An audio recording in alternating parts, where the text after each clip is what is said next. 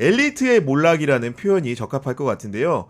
바로 원희룡 전 국토부 장관, 그리고 이제 조태영 전 국정원장, 그리고 이제 김태효 전 국가안보실 1차장의 사례를 통해 가지고 이분들이 과연 어떤 공공한 지경에 처했는지를 탐구해보는 시간을 갖도록 하겠습니다. 먼저 원희룡 전 장관에 대해서 알아보려고 하는데요. 원희룡 이분 도대체 어떤 분입니까?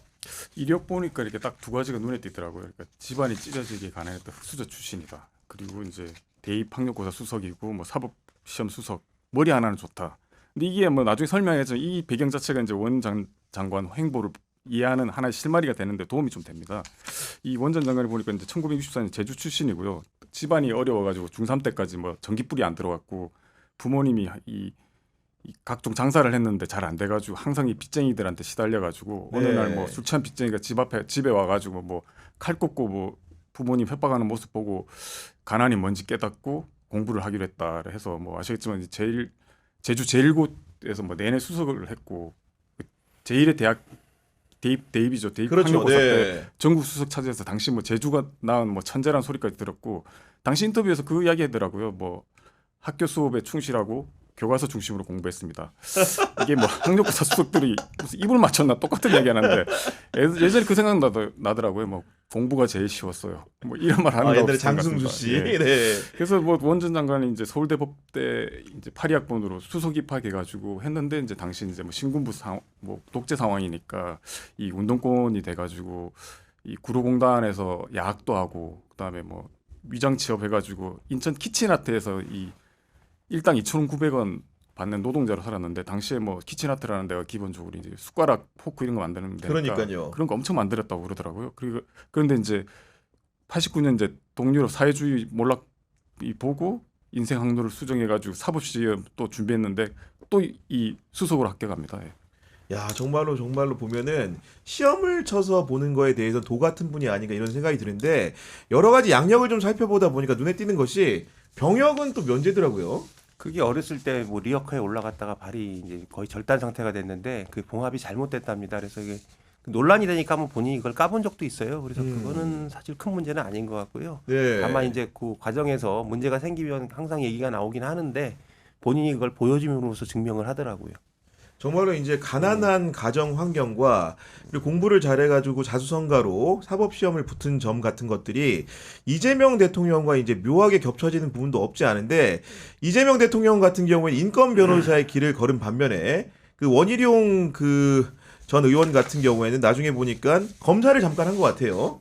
실제로 보면 검사로 일한 지가 한 4년 정도밖에 안 되더라고요. 네. 그래서 주로 검사했을 때는 이 피라미드 다단계 피라미드 문제 같은 이제 경제사범 수사를 주로 했고요. 근데 오히려 이제 98년인가 그 검사직 그만두고 이 변호사를 하는데 보면 소프트웨어 재산권 보호위원회 고문 변호사, 전국 PC방연합회 고문 변호사, KBS 방송자문 변호사 이 보면 이 당시 이제 네. 뭐 미개척 분야라고 하는 이 지적 재산권, 그다음 IT 분야 변호사로 활동했고 이 사이버 무료 법률 사무소도 열어 가지고 이제 뭐 국내 인터넷 법률 상담 뭐 시초를 했다라고 이야기도 되고 사법시험용 헌법 교과서도 수험서도 집필했다고 그렇군요. 하는데 네. 이런 거 보면 하여튼 머리는 엄청 좋은 것 같습니다.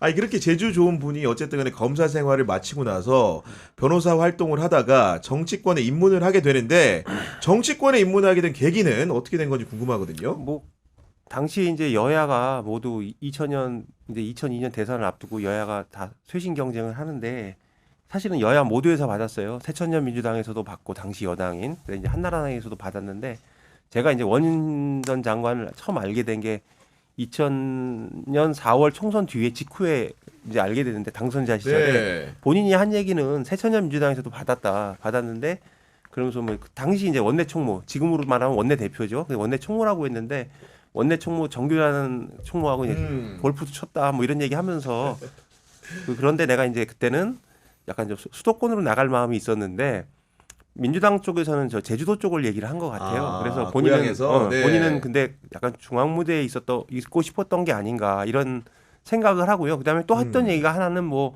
자기는 그 뭐 삼김 체제는 이제 좀 더 이상 나오면 안 된다 이런 얘기를 했는데 그것보다는 아무래도 이제 서울 쪽으로 좀 나가고 싶어서 수도권으로 그래서 민주당이 아닌 네. 한나라당을 택한 것 같습니다. 그리고 제가 지금 기억나는데 제가 원 전 장관을 처음 본 게 2000년 4월 그러니까 국회 개원 전에 그 당시에 되게 유명한 미래연대라는 게 있었어요. 한나라당 오. 소장파 네. 소위 말하는 남원정이라는 게 토대가 되는 곳이죠. 여기서 이제 워크숍을 하는데 이제 반장 그 토요일인가 했을 거예요. 그러니까 반장들이 자기들 쉬는 날 귀찮잖아요. 그러니까 그리고 그 당시만 해도 이제 반장들이 초선들하고 이렇게 겸상 안 하는. 겸상 안 네. 하는 그런 분위기가 있어서 네. 말진들을 다 보낸 거예요. 그래서 오. 지금도 기억나는데 양평에 있는 무슨 콘도에서 미래연대 워크숍을 하는데 그 당시에 제일 기억에 남는 인사가 김영선 전 의원 그리고 이제 남경필 다 온 거예요. 오, 그런데 네. 그때만 해도 김영선 의원이 상당히 좀 젠틀하고 이제 총망받는 소장파 의원이었어요. 근데 그랬군요. 초선 예. 의원을 하고 그 당시 이제 제 비례를 받으려고 했는데 못 받아가지고 이제 초선만 하고 요 다음에는 못 하는 상황이었는데 이제 의정 활동을 마치면서 이들 소장파들은 활동을 앞으로 어떻게 해야 돼 하면서 막 칠판 놓고 막 강연하고 그랬어요. 근데 그랬구나. 지금 예. 모습이 참 그래서 이 원고를 준비하고 지금 막 생각을 했는데 참 이랬던 사람들이 어떻게 이렇게 됐을까 하는 그런 생각이 들죠. 그러니까 원희룡 같은 경우는 말씀대로 이제 그 한나라당 국민의힘 전신이 입당을 해가지고 16, 17, 18 때 내리 3선을 서울 양천구가 쉽게 얘기하면 목동에서 이제 당선이 된 건데 19대 국회의원 선거에는 보니까 잘 하다가 갑자기 불출마를 했더라고요. 네, 그때 이제 원전 장관이 이 전당대 출마를 하죠. 2011년도에 그 당시 이제 뭐 이상득, 이재호 이른바 이제 친이명밖에 지원받으면서 전당대 출마했는데 당시에 이제 출마하면서 이제 자기가 이제 19대 총선 불출마하겠다. 뭐 이른바 좀 뭐 자기 이제 뭐 결기를 보여주려고 배수진을 쳤습니다. 그런데 이제 당시 결과를 보면 1위는커녕 4위를 했거든요. 그래서 이 당시 이제 홍준표 당대표 올랐고 그러면서 이제 그 이후에 뭐 홍준표랑 세신 갈등 두고 뭐 갈등 빚다가 18대 국회 임기 마치고 실제로 이제 그 이후에 19대 뭐 불출마했고 한 1년 정도 뭐 해외 뭐 어디 방문 교수하면서 이제 1년 정도 이 저기 정치권 떠나 있게 됩니다. 네. 아니 근데 보면은 2014년 6.4 지방선거 때는 보니까 과거 이제 국회의원 같은 경우에는 정균환 전 의원의 권유에도 불구하고 제주에 출마하기가 싫어가지고 수도권으로 올라왔다 이런 얘기 했는데 이번에 지방선거 나갈 땐 봤더니 서울시장이 아니고 고향인 제주로 돌아와 도전을 합니다. 그때는 이제 이런 거 같아요. 제가 그때는 이제 국민의힘 그러니까 한나라당 출입할 때가 아닌데 새누리당 당시에 네. 아마 이제 새누리당에 마땅한 후보도 없고 원희룡 그 전 장관 입장에서도 그때 아마 본인이 입지가 이미 이제 원외고 그러니까 주는 대로 간 거죠. 그리고 이제 지역에서 어쨌든 난 선제구에서 인물 경쟁력은 있으니까 그렇죠. 네. 본인이 썩 제주지사를 즐긴 것 같지는 않은 것으로 저는 이제 주변에서 들었어요. 왜냐하면 중앙무대에 있어야 되는데 자꾸 제주지사에 있으면 아무리 잘해도 사실 표가 잘 안 나잖아요. 그렇습니다. 네. 그리고 이제 요 과정을 하나 좀 짚어드리고 싶은 게 있는 게 원희룡 전 장관이 이제 어떻게 사람이 이렇게 망가졌는가 이런 제가 망가졌다는 표현을 썼는데 저는 이런 말을 그냥 하거든요. 근데 원희룡 전 장관이 재선 때까지는 상당히 좀 개혁적인 목소리를 내고 상당히 그 어떤 소장파로서 남원정이로서 효능감이 있었습니다. 근데 그 3선 때 되면서 2007년 대선에 나서서 이제 이명박하고 박근혜 박터지게 싸울 때 나름대로 선전해서 3위를 하는데 그 다음에 좀 생각이 바뀐 것 같아요. 아, 내가 이런 식으로 해서는 이 당에서 아무것도 할 수 없다. 제가 실제로 국민의힘을 출입을 해보면 뭐 소장파로서 당을 내가 이끌고 바꾸고 이건 말도 안 되는 소리입니다. 지금 탄핵도 되고도 이런 당이기 때문에 보면 알 수 있죠. 예, 네. 그래서 본인은 이제 그때 현명한 본인 나름대로 선택을 했던 것이 친이계로의 편입이 아니었을까. 그래서 그때 저는 이제 원희룡 의원의 초선 의원 시절에 한나라당을 잠시 출입을 하다가 열린우리당을 출입을 하다가 이제 반장으로서 그렇죠. 네. 한나라당을 다시 갔는데 그러니까 2007년 총선 이후에 저는 대선 이후에 갔어요. 그런데 원희룡 장관의 이제 그 변화 과정을 제가 좀 들어보니까 그 어쨌든 이거로는 안 된다. 그래서 이명박 정권이 들어서자마자 이제 이쪽으로 갈아탄 거예요. 그래서 그때 원희룡 전 장관의 별명이 뭐였냐면 우리가 말하는 만사형통. 그래서 이상득 의원의 양 아들이라고 그랬어요. 그렇죠. 친이계. 이상득의 양아들이었다. 그래서 옛날에 네. 누가 이상득 의원 집에 갔더니 이렇게 대문에 무슨 크리스마스 실이 걸려 있는데 원희룡 전 장관이 보낸 거더라. 뭐 이런 그냥 뒷얘기도 좀 들은 바가 있고 그래서 그때 이제 완전히 사람이 좀 바뀌었더라고요. 그래서 네. 제가 그때 이제 반장으로 가면서 한나라당 쪽으로 새누리당으로 옮기면서 이제 인사를 했는데 저를 대하는 눈빛부터 일단 달라져. 좀 달라 사람이 느낌이 다르고 거리를 좀 둔다는 느낌을 받았어요. 예전에는 저하고 좀 그래도 진중한 초선 의원이고 개혁파 의원이고 언론에 차별을 두지 않고 일단 상당히 좀 대화가 되는 사람이었는데 언제부턴가 이게 좀 거리를 두고 자기가 주류로서 말을 굉장히 아끼기 시작을 하더라고요. 그래서 아, 저 사람이 좀 예전에 그 사람은 아니구나 그런 느낌을 받았고 계속 이제 그런 걸 느끼다가 아까 김준우 기자가 얘기했던 그 초선 그 전당대회 나올 때도 그게 참 재밌어요. 제가 지난 홍준표 1회 때도 얘기했는데 총선 불출마 얘기를 어떻게 하냐면 조선일보 인터뷰에서 해요. 그러면서 나는 이제 그러니까 총선 불출마하고 당대표 나가겠다. 네. 그거는 뭐냐면은 일부러 조선일보에 합니다. 그래서 조선일보 아마 일면을 그때 냈던 것으로 기억을 하는데 일부러 일면 잡아두고 이제 언론 플레이 한 거죠. 근데 당시 감사하게도 홍준표 당시 유력 주자께서 그게 월요일자인데 일요일에 기자실에 와서 원희룡 그 당시 전 장관 비판하면서 총선 불출마한다대 뭐 이렇게 흘려주고 간 거예요. 그래서 우리 물은 안 먹었는데 여튼 그런 식으로 자꾸 친이계에 편입을 하더라고요. 그래서 이 사람 뭐지 이런 생각을 했고 그때 이제 전당대회 4등을 하잖아요. 그리고 홍준표 체제를 무너뜨리는데 본인이 이제 큰 역할을 합니다. 홍준표를 계속 까요. 그 회의에서. 그래서 홍준표가 7월 전당대회에서 됐는데 11월인가 12월에 그 지도부가 붕괴가 되거든요. 그때 이제 2등했던 유승민, 남경필, 원희룡이 동반 사퇴하면서 붕괴가 돼요. 근데 네. 그 당시에 잠깐 원희룡 그 전 장관하고 통화를 하면 약간 옛날로 돌아온 것이 아닌가 약간 그런 느낌을 좀 받았어요. 근데 그때는 이미 좀 거리감이 있어서 그랬고 그다음에 이제 아까 말씀드린 제주지사 간 거는 제 생각은 이렇습니다. 그러니까 원래는 본인이 큰 생각은 없었겠지만 그때만 해도 이제 친이계 때도 좀 묻어 있었던 데다가 그때는 이미 친박 세상이에요. 그러니까 네. 본인이 비집고 들어갈 만한 곳이 별로 없어요. 없는 거죠. 없어. 네. 그리고 마침 제주지사 후보도 없어. 근데 원희룡이라는 사람은 지방에서는 경쟁력이 있단 말이에요. 그러니까 이제 내려간 것이 아닌가 하는 것이 네. 이게 제 개인적인 추정이고요. 사실 그때 원전 장관이 내려가서 뭐 큰일을 하는 거에 대해서 사실 중앙 정치무대에서 큰 관심은 없었습니다. 그러니까 그거는 그냥 본인이 그때는 상황에 밀려서 어쨌든 정치를 계속 해야 되니까 선택한 것이 아닌가. 그리고 거기서 또 나름의 경쟁력을 보여주잖아요. 그 2018년 지방선거 때는 또 무소속으로 나가서 당선이 되니까 그런 것들을 보면은 여하튼 제주지사로서 큰 과가 있었는지는 모르겠으나 거기서 경쟁력은 보였고 다만 네. 원전 지사는 계속 조바심을 냈다. 이게 제가 들은 버전입니다. 그러니까요. 제주지사 관련해서 제가 들었던 게 이제 이 음. 당시 이제 제주도 서울 사무소가 있잖아요. 국회 근처에 이제 사무실을 맞아요. 네. 서울 사무소 사람들 만났는데 항상 만나면 고민이 그거였어요. 그러니까 뭘 해도 주목받지 못한다. 그래서 우리가 뭘 해도 이게 뭐 광역지자체장이라고 해도 이게 서울시장 정도는 관심 있지. 이 도대체 이게 주목받는 방법이 뭐냐? 이게 어떻게 보면 이 원 전 장관이 기본적으로 중앙정치 무대에서 비껴가 있다는 생각을 본인이 했고 아마 조바심을 냈을 거잖아요. 그러니까 그 직원들이 그 정도 이야기를 하고 그게 그대로 전해진 거잖아요. 이런 조바심이 이제 아까 이용욱 기자 계속 이야기했던 이후에 원 전 장관이 갈수록 이제 이런 뭐 흑화되는 그런 원인을 제공한 거 아닌가 싶습니다. 그러니까 결국은 정치를 비주류 소장파로 시작을 했지만은 결국은 이제 주류 지향적 욕망이 큰 분이다 보니까 결국은 주류에 편입하게 된 것이고 그래서 이제 제주지사를 거쳐가지고 나중에 행보를 보면은 그 2021년 그 대선 경선이죠. 뛰어들어가지고 윤석열 후보가 대선 후보가 됐던 해에 아마도 이제 경합을 했지만 기본적으로 4등을 하면서 낙마하지 않습니까? 네, 그때도 이제 그러니까 본인은 한번 또 느꼈겠죠. 나는 역시 안 되나 봐. 그러면서 그래서 그 당시만 해도 그러니까 아까 제주지사 말씀드렸지만 무소속으로 나갔고 심지어 그때 민주당으로 갈 수 있다는 식의 얘기까지 했었어요. 왜냐하면 한나라당 너무 상황이 안 좋았으니까 새누리당이 그래서 다시 가서 안 됐는데 그러고 나니까 이제 또 택한 게 이번에는 이제 지난번에 친이계를 택했다면 이번에 친윤계를 택한 거죠. 그래서 어쨌든 전당대회 과정에서 그렇게 됐고 대선 과정에서는 경선 과정에서 그렇게 졌고 뭐 대선 과정에서는 뭐 이제 뭐 대장동 일타 강사 이런 거 하면서 윤석열 눈에 들어서 나중에 국토교통부 장관까지 되는 것이죠. 네. 근데 국토부 장관을 했다는 게 결론적으로는 지금의 원희룡에게는 천추의 한일 것 같은 게 특검 수사를 한 여러 가지 의혹들 중에 상당수가 장관 재임 중에 벌어진 일들 아니겠습니까?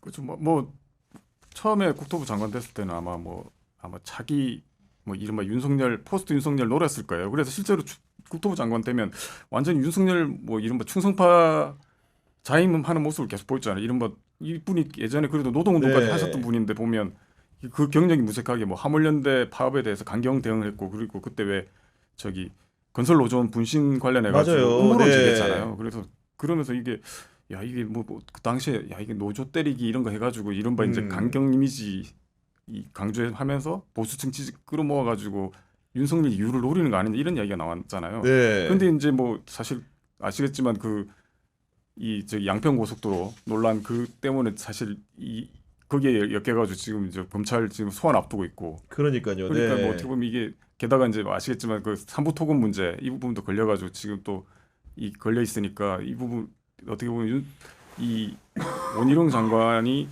자신의 어떤 그 이미지 변신을 하려고 하다가 딱 걸린 게 그 부분에서 걸린 거죠.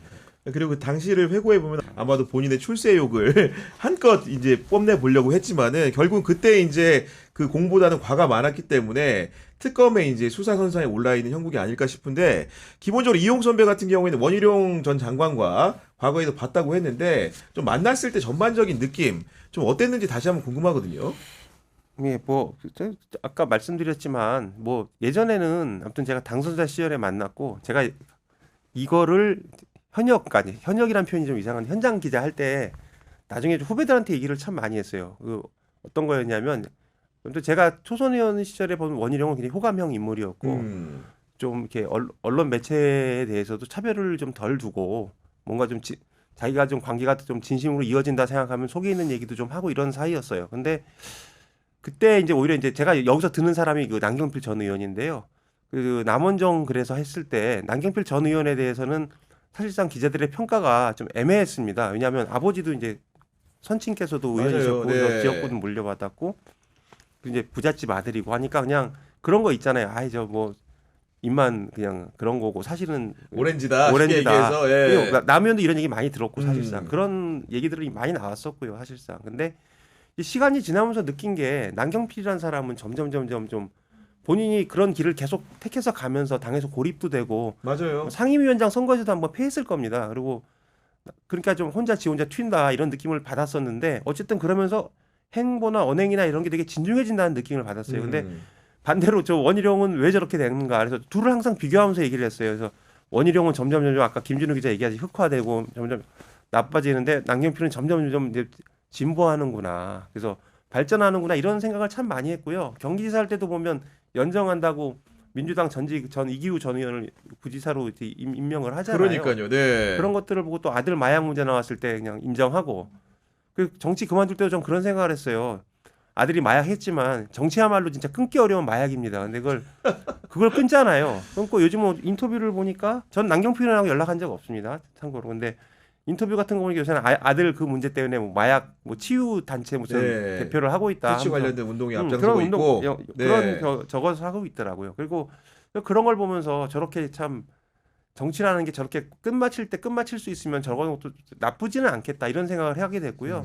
또 아까 이제 하나만 더 짚고 싶은 게 그 원희룡 전 장관이 이제 친이계 하면서 전당대회 나와서 망신을 당했잖아요. 근데 요번에 지난해에도 사실 똑같은 짓을 하지 않습니까?